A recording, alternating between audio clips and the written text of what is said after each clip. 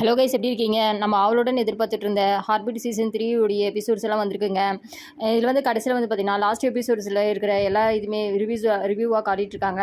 1 year கழிச்சு அப்படின்னு சொல்லிட்டு காட்டிட்டு இருக்காங்க. அப்போது ஒரு நபர் வந்து நடந்து வந்துட்டு இருக்கிறாங்க. உடனே அங்கே இருக்கிற நர்ஸ் இருந்துட்டு, நான் உங்கள் எங்கேயோ பார்த்த மாதிரி இருக்கே, உங்கள் பேர் ரவி தானே அப்படின்னு சொல்லி கேட்குறாங்க. ஆமாம் ஆமாம் அப்படின்னு சொல்கிறாங்க. உங்கள் ஒய்ஃப் கூட இங்கே தானே வேலை பார்த்தாங்க அப்படின்னு சொல்லி கேட்குறாங்க. உங்கள் ஒய்ஃப் பேர் அனிதா தானே அப்படின்னு சொல்லிட்டு கேட்குறாங்க. இல்லை இல்லை பாரதி, நீ நல்ல இடத்துல தான் வந்து வேலை செய்கிற அப்படின்னு சொல்லிட்டு அவள் வந்து அங்கேருந்து கிளம்பி போயிடுறான். உடனே வந்துட்டு அவங்க அங்கே இருக்கிற எல்லா ரூமையும் சுற்றி பார்த்துட்டு, அர்ஜுன் ரூம் தானே இது, நம்ம போய் பார்க்கலாம் அப்படின்னு சொல்லிட்டு அங்கே டோரை வந்து ஓப்பன் பண்ணி ஃபோன் பண்ணால் இருக்க கூட மாட்டிருக்கான். இவன் எல்லாம் என்ன தான் பண்ணுறது அப்படின்னு சொல்லிட்டு உள்ளே ஓப்பன் பண்ணி பார்க்கும்போது ஒரு பொண்ணு இருக்காங்க. ஏங்க எங்கள் அர்ஜுன் எங்கெங்க அப்படின்னு சொல்லிட்டு கேட்குறாங்க. லூசாடா நீ பாட்டு நீ உள்ளே வரும்போது கதவு தட்டிட்டு வரணும், அந்த மேனஸ் கூட இல்லையே அப்படின்னு சொல்லிட்டு கேட்குறாங்க. இல்லை நான் அர்ஜுனை பார்க்க வந்தேன், நீங்கள் யார் அப்படின்ற மாதிரி கேட்குறாங்க. அந்த இதோடைய சிஇஓ நான் தான் அப்படின்னு சொல்லிட்டு சொல்கிறாங்க. நீங்கள் போய் சொல்லாதீங்க, என்ன ஃப்ராக் பண்ணுறீங்களா, இது வந்து அர்ஜுனுடைய ரூம் எனக்கு நல்லாவே தெரியும் அப்படிங்கிற மாதிரி பேச ஆரம்பிச்சிடுறான். அப்போ ஒரு லேடி வந்து கமிங் மேம் அப்படின்னு சொல்லிட்டு உள்ளே வராங்க. உடனே அந்த பொண்ணுட்டு யார் இது அப்படின்னு சொல்லி கேட்குறாங்க. இவங்க தான் இந்த கம்பெனியோடைய சிஇஓங்க அப்படின்னு சொல்லிட்டு அவ பாட்டு போயிடுறா. அப்போ தான் வந்து இந்த மாதிரி எல்லாம் உள்ளே வரணும்னா பர்மிஷன் கேட்டு தான் உள்ளே வரணும், கொஞ்சம் நான்சென்ஸ் இல்லாமல் இது பண்ணுறீங்க, அர்ஜுன்லாம் வேலை கிடையாது, அவளா 2 வருஷத்துக்கு முன்னாடி இங்கே ரிலீவ் ஆகி போயிட்டான் அப்படின்ற மாதிரி வந்து சொல்லிடுறான். உடனே ரதிமேமுடைய ரூமை பார்த்துட்டு ஹாய் ரதிமேம் அப்படின்னு சொல்லிட்டு உள்ளே போகிறான். உள்ளே போனோன்னே அங்கே இருக்கிற ஒரு நர்ஸ் வந்து, இல்லைங்க ரதிமேம் வந்து இங்கேருந்து ரொம்ப நாள் போயிட்டாங்க, இங்கே வந்து டாக்டர் சிவகுமார் தான் இருக்கிறாரு அப்படின்னு சொல்லி அனுப்பிவிட்றான். என்னடா இது யாருமே இல்லையே அப்படின்னு சொல்லி வெளியே வந்து பார்க்கும்போது அழகா கன்னத்தில் கை வச்சுக்கிட்டு ராக்கி அப்படின்ற மாதிரி சொல்கிறாங்க. சீனியர் அப்படின்னு சொல்லிட்டு ஒருத்தர் கட்டி பிடிச்சிக்கிறாங்க. ராக்கி, இந்த ஹாஸ்பிட்டலில் என்னடா நடக்குது? ரதிமாமும் இல்லை, அர்ஜுனும் இல்லை, புதுசாக என்ட்ரன்ஸ் எல்லாம் வந்திருக்காங்க, என்ன பண்ண நடக்குதுன்னு எனக்கு தெரியல, நீ வர வரையும் எனக்கு வாழும் பிடிக்கல, இதுவும் பண்ணல அப்படின்ற மாதிரி சொல்லிட்டு இருக்காங்க. இல்லை சீனியர், எல்லாமே மாறிடுச்சு, வாங்க நம்ம போய் பார்க்கலாம். யாரா இந்த மானசா, அவளுக்கு கல்யாணம் ஆயிடுச்சடா அப்படின்னு சொல்லி கேட்டுட்டே அவங்க வந்து போயிட்டுருக்காங்க. என்னடா வாங்கி தரப்போகிற கோட்ரா அந்த மாதிரி இல்லை நம்ம ஒரு டீ ஒன்று குடிக்கலாம் அப்படின்னு சொல்லிட்டு இருக்கும்போது அவங்க எல்லாருமே வந்து கேட்க ஆரம்பிக்கிறான் ஒவ்வொருத்தரையும் பற்றி. எல்லாரும் மாறிட்டாங்க அப்படின்னு நீ தான் சொல்கிற, அந்த டீயும் இந்த பண்ணும் சாப்பிடும்போதெல்லாம் எதுவுமே மாறலன்னு தான் எனக்கு தோணுது. ஏன்னா மாற்றினீங்க, எல்லாமே இதுவும் மாற்றிட வேண்டியதுனே அப்படின்ற மாதிரி சொல்லி காமெடி பண்ணிட்டு இருக்காங்க. உடனே வந்துட்டு சீனியர், உங்களுக்கு வந்து ரீனாவை பற்றி தெரியுதுனே அப்படின்னு சொல்லி கேட்குறாங்க. தெரியும், அவளுக்கு ஆக்சிடென்ட் ஆயிடுச்சு இல்லை அப்படின்னு சொல்லிட்டு சொன்னாங்க. ஆமாம் நான் கேள்விப்பட்டேன் அப்படிங்கிற மாதிரி வந்து ரவி சொல்கிறாரு. உடனே வந்துட்டு ரீனா போன பிறகு தான் வந்து எல்லாமே மாறிடுச்சு. மானசா வந்து அர்ஜுன் போயிட்ட பிறகு வந்து மானசா வந்து இதாகிட்டாங்க, நிறைய பேர் வந்து போனாங்க, ஆனால் வந்து அந்த பழைய இது இல்லை அப்படின்னு சொல்லிட்டு கேட்குறாங்க. ஆமாம் அர்ஜுன் என்ன ஆனா அப்படின்னு சொல்லிட்டு அர்ஜுனை பற்றி எல்லாம் கேட்க ஆரம்பிக்கிறான்.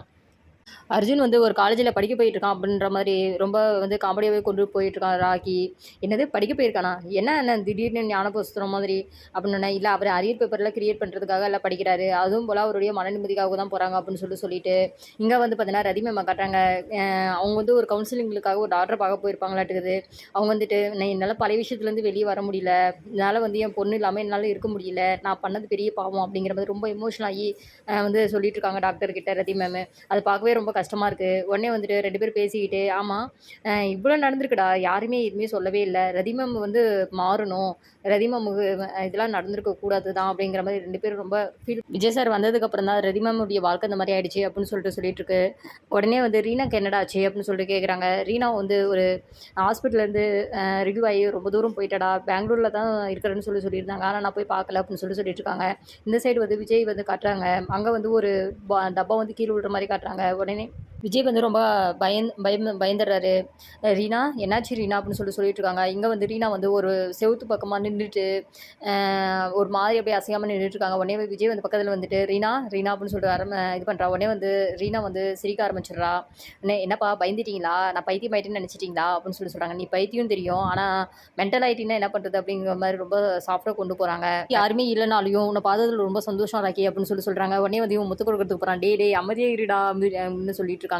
என்ன சீனியர் நீங்கள் கிளம்புறீங்களா அப்படின்னு சொல்லி கேட்குறாங்க. ஆமாம்மா நான் கிளம்ப போகிறேன், நீங்கள் இங்கே தான் ஜாயின் பண்ண வருவீங்க நான் நினச்சேன் நான் அப்படின்னு. இல்லை எல்லாரையும் பார்க்க வந்தேன் அப்படின்ற மாதிரி அவன் சொல்லிட்டு, இங்கெல்லாம் வந்து அது மானசாவை பார்த்துட்டு எந்த ஒரு கூமட்டியாவது இங்கே வந்து வேலை செய்வாங்களா அப்படிங்கிற மாதிரி வந்து சொல்லிட்டு இருக்கான்.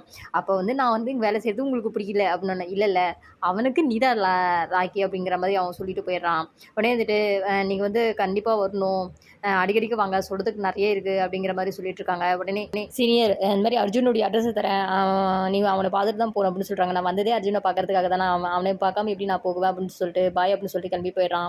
இந்த சைடு வந்து பார்த்திங்கன்னா விஜய் வந்து ஆஃபீஸுக்கு வராங்க 2 பேரும் சேர்ந்துக்கிட்டு. அப்பா அப்படின்ட்டு சொல்கிறாங்க, இல்லை நீ மாத்திரை வந்து கரெக்டாக போட்டியா இல்லையா அப்படின்னு சொல்லிட்டு சொல்கிறாங்க. இல்லைப்பா நான் கரெக்டாக போட்டேன் அப்படிங்கிற மாதிரி இவங்க சொல்லிட்டு ஆளுக்கு ஒரு கேபினாக வந்து பிரிச்சுட்டு இருக்காங்க. அப்போ வந்து ரீனாவுடைய ஃப்ரெண்ட்ஸ் வந்து வந்துட்டு இருக்காங்க. அப்போ வந்து என்னடி நல்லா இருக்கியா, உன் ஆளை பார்த்தியா அப்படிங்கிற மாதிரி ரொம்ப கொண்டு போகிறாங்க.